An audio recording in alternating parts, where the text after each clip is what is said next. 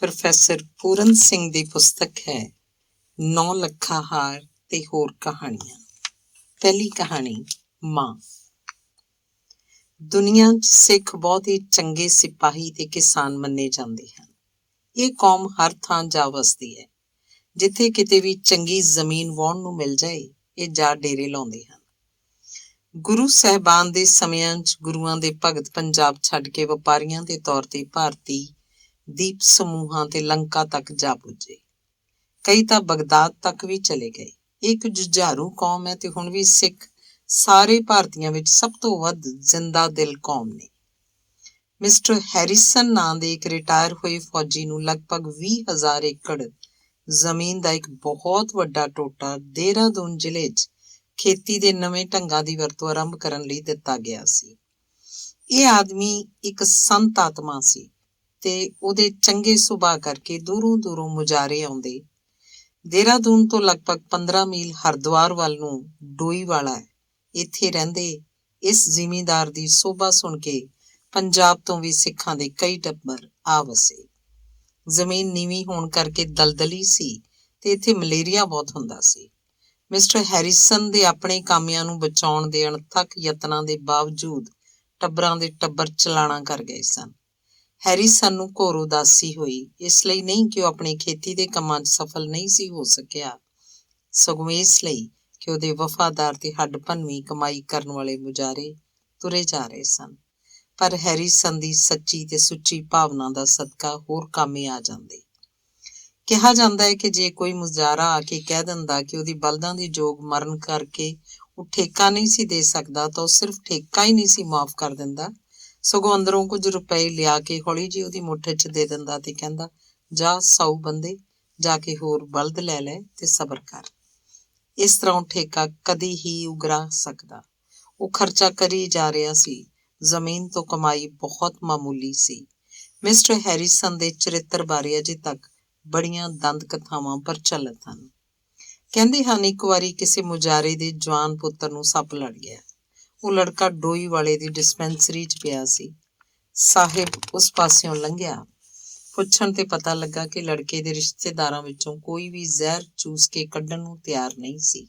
ਇਹ ਸੁਣਨ ਸਾਰ ਮਿਸਟਰ ਹੈਰੀਸਨ ਨੇ ਆਪਣਾ ਕੋਟ ਉਤਾਰਿਆ ਤੇ ਜ਼ਖਮ ਤੋਂ ਜ਼ਹਿਰ ਚੂਸ ਕੇ ਬਾਹਰ ਸੁੱਟਣ ਲੱਗ ਪਿਆ। ਇਸ ਤਰ੍ਹਾਂ ਉਸ ਲੜਕੇ ਨੂੰ ਹੋਸ਼ ਆ ਗਈ। ਮਿਸਟਰ ਹੈਰੀਸਨ ਦੀ ਭਰਵੀਂ ਦਾੜੀ ਬਰਫ਼ ਚਿੱਟੀ ਸੀ।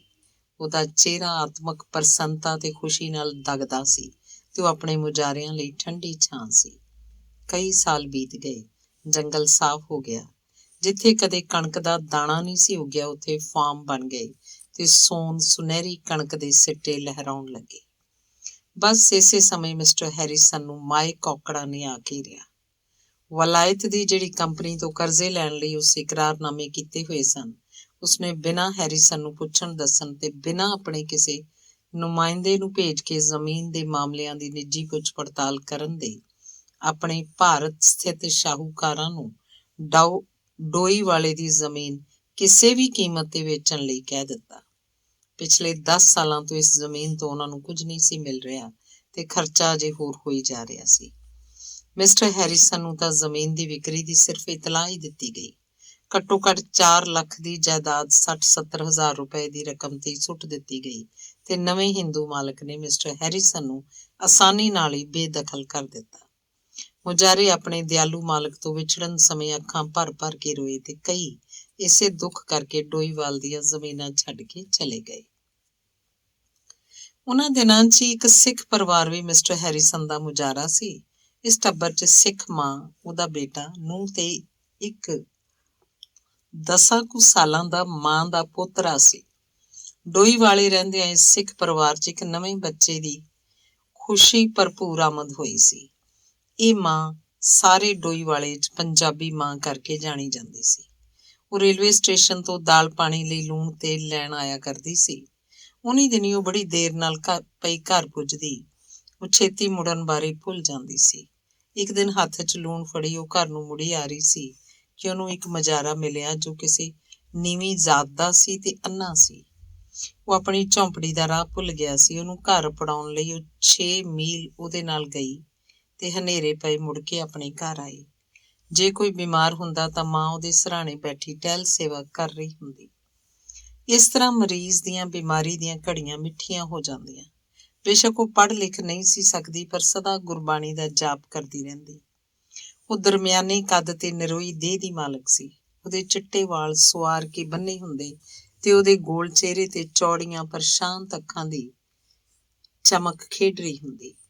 ਉਹਦੀਆਂ ਪੁੜਪੁੜੀਆਂ ਤੇ ਕੁਝ ਝੁਰੜੀਆਂ ਜ਼ਰੂਰ ਪੈ ਗਈਆਂ ਸਨ, ਪਰ ਉਹਦਾ ਚਿਹਰਾ ਇੱਕ ਪੱਕੀ ਨਾਸ਼ਪਤੀ ਦੀ ਭਾਅ ਮਾਰਦਾ ਸੀ। ਉਹ ਹਰ ਆਉਂਦੇ ਜਾਂਦੇ ਨੂੰ ਬੇਟਾ ਜਾਂ ਬੇਟੀ ਕਹਿ ਕੇ ਬੁਲਾਉਂਦੀ ਤੇ ਸਤਿ ਸ੍ਰੀ ਅਕਾਲ ਕਹਿੰਦੀ। ਉਹ ਬਹੁਤ ਗਰੀਬ ਸੀ, ਪਰ ਉਹਦੇ ਚਿਹਰੇ ਤੇ ਰਾਣੀਆਂ ਜਿਹੀ ਮੁਸਕਰਾਹਟ ਖੇਡਦੀ। ਉਹਨੂੰ ਆਪਣੀ ਕਾਰ ਤੇ ਝੌਂਪੜੀ ਵਿੱਚ ਯਥਾਹ ਸਬਰ ਸੰਤੋਖ ਸੀ। ਇੱਕ ਵਾਰੀ ਜਦੋਂ ਫਸਲਾਂ ਮਾਰੀਆਂ ਗਈਆਂ ਤੇ ਉਹਦਾ ਪੁੱਤਰ ਬਿਮਾਰ ਹੋ ਗਿਆ ਤਾਂ ਰੇਲਵੇ ਸਟੇਸ਼ਨ ਤੇ 4 ਆਨੇ ਦਿਹਾੜੀ ਤੇ ਵੱਡੇ ਵੱਡੇ ਪੱਥਰ ਢੋਣ ਦਾ ਕੰਮ ਕਰਦੀ ਵੀ ਦੇਖੀ ਗਈ। ਅਗਲੀ ਭਰਪੂਰ ਫਸਲ ਆਉਣ ਤੱਕ ਉਹ ਮਜ਼ਦੂਰੀ ਕਰਕੇ ਹੀ ਆਪਣੇ ਟੱਬਰ ਦਾ ਤੋਰਾ ਤੋਰਦੀ ਰਹੀ। ਇਸ ਤੋਂ ਮਗਰੋਂ ਮਾਂ ਨੂੰ ਮਜ਼ਦੂਰੀ ਨਾ ਕਰਨ ਦਿੱਤੀ ਗਈ।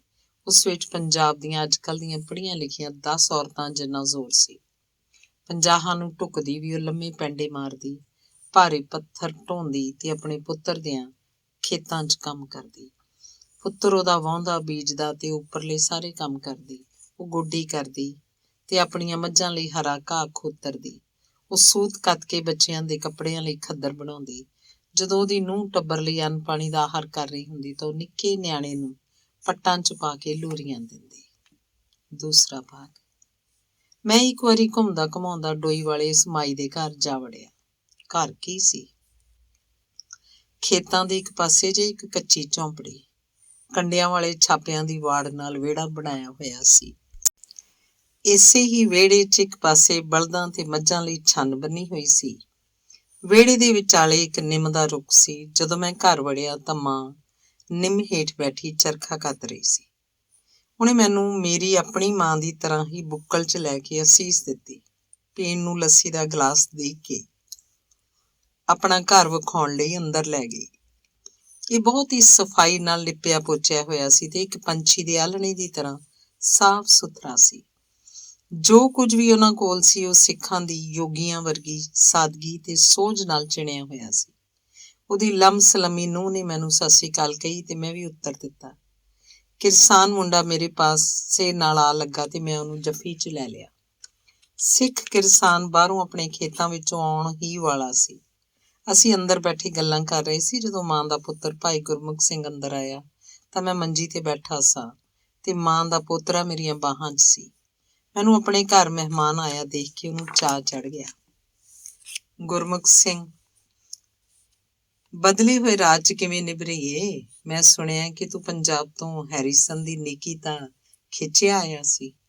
ਉਹ ਤਾਂ ਹੁਣ ਤੁਰ ਗਿਆ ਤੇ ਉਹਦੀ ਥਾਂ ਕਿਸੇ ਹਿੰਦੂ ਨੇ ਆਣ ਮੱਲੀ। ਭਰਾਵਾ, ਉਸ ਮਹਾਤਮਾ ਨੇ ਤਾਂ ਮਨੁੱਖ ਤੇ ਪਰਮਾਤਮਾ ਵਿੱਚ ਡੂੰਘੇ ਵਿਸ਼ਵਾਸ ਕਰਕੇ ਇਸ ਵੀਰਾਨ ਰੇਗਿਸਤਾਨ 'ਚ ਲਹਿਰਾਂ ਬਹਿਰਾਂ ਲਾ ਦਿੱਤੀਆਂ ਹਨ। ਉਹ ਜਿੱਥੇ ਵੀ ਹੈ ਵਾਹਿਗੁਰੂ ਉਹਦਾ ਸਹਾਈ ਹੋਵੇ।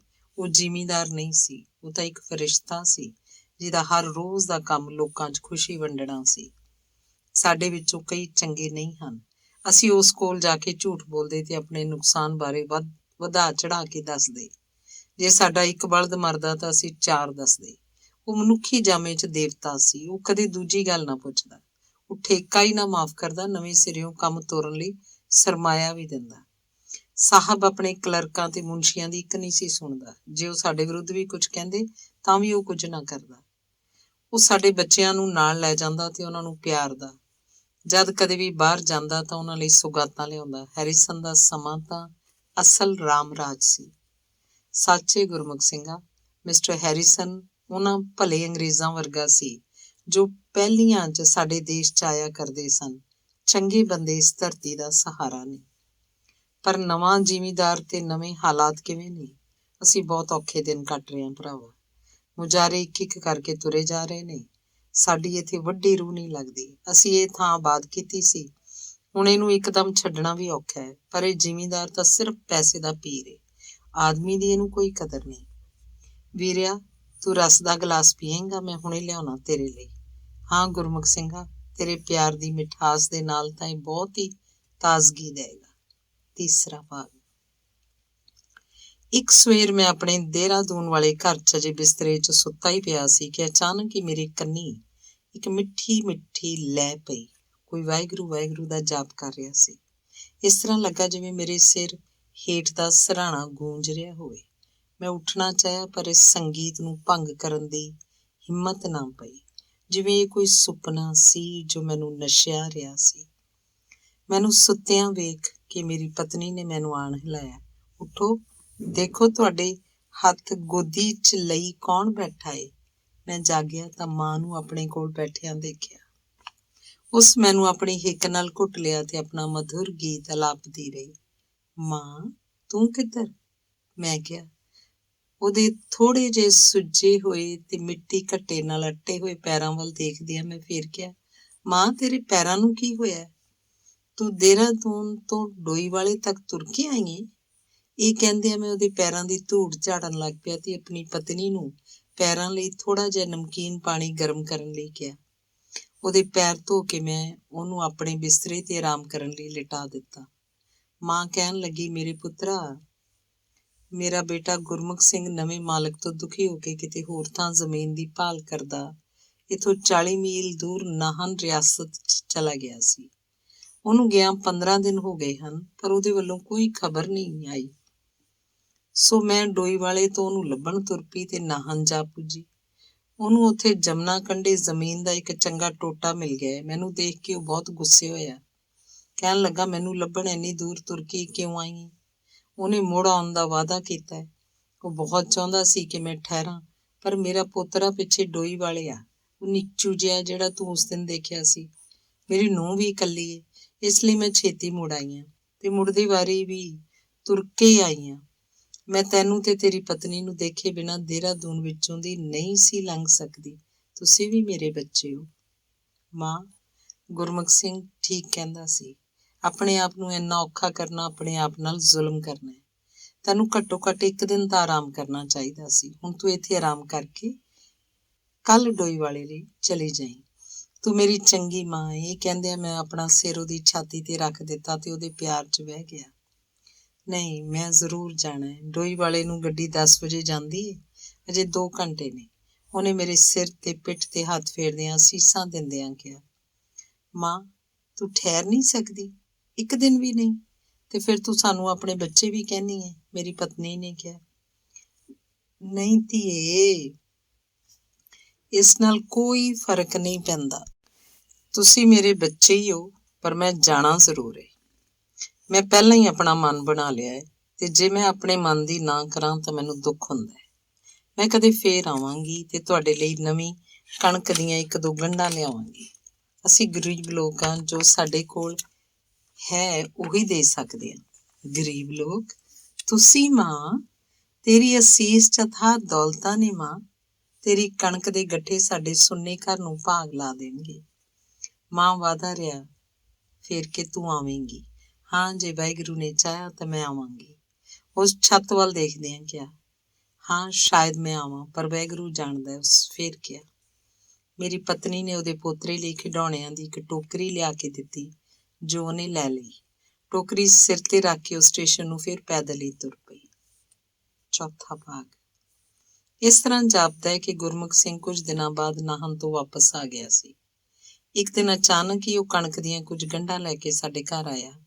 ਉਹ 6.5 ਫੁੱਟ ਉੱਚਾ ਇੱਕ ਦਰਸ਼ਨੀ ਜਵਾਨ ਸੀ। ਮੈਂ ਜਦ ਕਦੇ ਵੀ ਇਸ ਸਿੱਖ ਨੂੰ ਦੇਖਦਾ, ਗੁਰੂ ਗੋਬਿੰਦ ਸਿੰਘ ਜੀ ਦਾ ਮਹਾਨ ਆਦਰਸ਼ ਮੇਰੇ ਸਾਹਮਣੇ ਸਾਕਾਰ ਹੋ ਜਾਂਦਾ। ਸਤਿ ਸ੍ਰੀ ਅਕਾਲ ਗੁਰਮੁਖ ਸਿੰਘ, ਤੂੰ ਨਾਹਨ ਤੋਂ ਕਦੋਂ ਆਇਆ? ਥੋੜੇ ਦਿਨ ਪਹਿਲਾਂ ਹੀ ਆਇਆ ਸੀ ਭਰਾਵਾ। ਮਾਂ ਕਿੱਥੇ ਵੇ?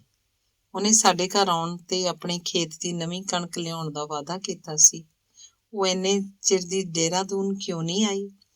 ਮੈਂ ਉਹਦੀ ਭੇਜੀ ਕਣਕ ਹੀ ਤੁਹਾਨੂੰ ਦੇਣ ਆਇਆ ਵੀਰਿਆ, ਪਰ ਉਹ ਕਿਉਂ ਨਹੀਂ ਆਈ? ਤੂੰ ਉਹਨੂੰ ਨਾਲ ਕਿਉਂ ਨਹੀਂ ਲਿਆਂਦਾ? ਤੈਨੂੰ ਪਤਾ ਹੀ ਹੈ ਉਹਦੀ ਹਰ ਫੇਰੀ ਕਿੰਨੀ ਆਨੰਦਮਈ ਹੁੰਦੀ ਹੈ। ਸਾਨੂੰ ਤਾਂ ਚਾਅ ਚੜ ਜਾਂਦਾ ਹੈ ਕਿ ਉਹ ਫਸਲਵਾੜੀ ਸੰਭਾਲਣ 'ਚ ਬਹੁਤ ਹੀ ਰੁੱਝੀ ਹੋਈ ਹੈ। ਉਹ ਤਾਂ ਗੁਰੂ ਦੇ ਚਰਨਾਂ 'ਚ ਜਾ ਬਰਾਜੀ ਏ ਭਰਾਵਾ। ਜਾਣ ਸਮੇਂ ਉਸ ਤੁਹਾਨੂੰ ਸਾਰਿਆਂ ਨੂੰ ਬਹੁਤ ਪਿਆਰ ਨਾਲ ਯਾਦ ਕੀਤਾ ਸੀ, ਸਤਿ ਸ੍ਰੀ ਅਕਾਲ ਕਹਿੰਦੀ ਸੀ। ਕਣਕ ਦੀਆਂ ਇਹ ਕੁਝ ਗੰਢਾਂ ਵੀ ਤੁਹਾਨੂੰ ਦੇਣ ਲਈ ਕਹਿ ਰਹੀ ਸੀ। ਗੁਰਮੁਖ ਸਿੰਘ ਮੇਰੀ ਛਾਤੀ ਨਾਲ ਲੱਗ ਕੇ ਬੱਚਿਆਂ ਦੀ ਤਰ੍ਹਾਂ ਹਟਕੋਰੇ ਲੈਂਦਿਆਂ ਫੁੱਟ ਫੁੱਟ ਕੇ ਰੋ ਪਿਆ। ਇਸ ਤੋਂ ਕੁਛ ਹੀ ਦਿਨ ਮਗਰੋਂ ਗੁਰਮੁਖ ਸਿੰਘ ਆਪਣੇ ਛੋਟੇ ਜਿਹੇ ਪਰਿਵਾਰ ਨਾਲ ਦੇਹਰਾਦੂਨ ਤੋਂ ਨਾਹਨ ਚਲਾ ਗਿਆ। ਜਾਂਦੀ ਵਾਰੀ ਰਸਤੇ 'ਚ ਉਹ ਸਾਡੇ ਕੋਲ ਇੱਕ ਦਿਨ ਰਿਹਾ। ਘਰ ਦੀਆਂ ਨਿੱਕੀਆਂ ਨਿੱਕੀਆਂ ਗੱਲਾਂ ਕਰਦਿਆਂ ਪਤਾ ਲੱਗਾ ਕਿ ਗੁਰਮੁਖ ਸਿੰਘ ਮਾਂ ਦਾ ਸਕਾ ਪੁੱਤਰ ਨਹੀਂ ਸੀ। ਉਹ ਇਸੇ ਤਰ੍ਹਾਂ ਹੀ ਸੀ ਜਿਵੇਂ ਕਿ ਅਸੀਂ ਸਾਂ। ਉਹ ਪੰਜਾਬ ਤੋਂ ਆਈ ਸੀ ਤੇ ਉਹਨਾਂ ਦੇ ਘਰ ਰਹਿਣ ਲੱਗ ਪਈ ਸੀ। ਉਹਨੇ ਗੁਰਮੁਖ ਸਿੰਘ, ਉਹਦੀ ਪਤਨੀ ਤੇ ਬੱਚਿਆਂ ਨੂੰ ਆਪਣੀ ਹਿੱਕ ਨਾਲ ਲਾ ਲਿਆ ਸੀ। ਉਹ ਉਹਨਾਂ ਨੂੰ ਇੰਨਾ ਪਿਆਰ ਕਰਦੀ ਸੀ ਕਿ ਸਾਰੇ ਉਹਨੂੰ ਆਪਣੀ ਮਾਂ ਦੀ ਤਰ੍ਹਾਂ ਪਿਆਰ ਕਰਦੇ ਸਨ। ਉਹਦੇ ਪਿਆਰ ਤੋਂ ਵਿਰਵੇ ਨਹੀਂ ਸਨ ਰਹਿ ਸਕਦੇ, ਉਹਨਾਂ ਤੋਂ ਬਿਨਾਂ ਨਹੀਂ ਸੀ ਬਚ ਸਕਦੀ। ਗੁਰਮੁਖ ਸਿੰਘ ਕਹਿਣ ਲੱਗਾ ਕਿ ਜੇ ਮੈਂ ਆਸ ਤੋਂ ਕੁਝ ਵੱਧ ਘਰੋਂ ਬਾਹਰ ਰਹਿੰਦਾ ਤਾਂ ਮੇਰੇ ਲਈ ਪਾਣੀ ਬਿਨਾਂ ਮੱਛੀ ਦੀ ਤਰ੍ਹਾਂ ਤੜਫਦੀ। ਇਸ ਗੱਲੋਂ ਉਹ ਮੈਨੂੰ 7 ਸਾਲਾਂ ਦਾ ਜਵਾਕ ਹੀ ਸਮਝਦੀ। ਤੁਹਾਨੂੰ ਪਤਾ ਹੈ ਉਹ ਨਾਹਨ ਨੂੰ ਮੇਰੇ ਪਿੱਛੇ ਕਿਵੇਂ ਭੱਜੀ ਗਈ ਸੀ। ਮੇਰੇ ਗੁੱਸੇ ਹੋਣ ਤੇ ਵੀ ਉਹ ਉਸੇ ਦਿਨ ਹੀ ਵਾਪਸ ਮੁੜ ਆਈ ਸੀ। ਸਾਰੇ ਮੁਲਕ 'ਚ ਕਿਸੇ ਨੂੰ ਨਹੀਂ ਸੀ ਪਤਾ ਕਿ ਉਹ ਤੇਰੀ ਸਕੀ ਮਾਂ ਨਹੀਂ ਸੀ। ਉਹਦਾ ਤੁਹਾਡੇ ਨਾਲ ਪਿਆਰ ਹੀ ਇੰਨਾ ਗੂੜਾ ਸੀ ਕਿ ਘੱਟੋ ਘੱਟ ਮੈਨੂੰ ਤਾਂ ਕਦੇ ਵੀ ਸ਼ੱਕ ਨਹੀਂ ਸੀ ਹੋਇਆ। ਜੇ ਤੇਰੇ ਤੋਂ ਬਿਨਾਂ ਮੈਨੂੰ ਕੋਈ ਹੋਰ ਦੱਸਦਾ ਤਾਂ ਮੈਨੂੰ ਯਕੀਨ ਹੀ ਨਹੀਂ ਸੀ ਹੋਣਾ। ਪਰ ਭਾਈ ਗੁਰਮੁਖ ਸਿੰਘ, ਇਹ ਜਨਮ ਦੀ ਘਟਨਾ ਵੀ ਆਖਰ ਕੀ ਹੈ? ਮੇਰੀ ਪਤਨੀ ਕਹਿਣ ਲੱਗੀ, ਤੇਰੀ ਅਸਲ ਮਾਂ ਉਹੀ ਸੀ, ਕਿਉਂ ਨਹੀਂ? ਧੰਨਵਾਦ।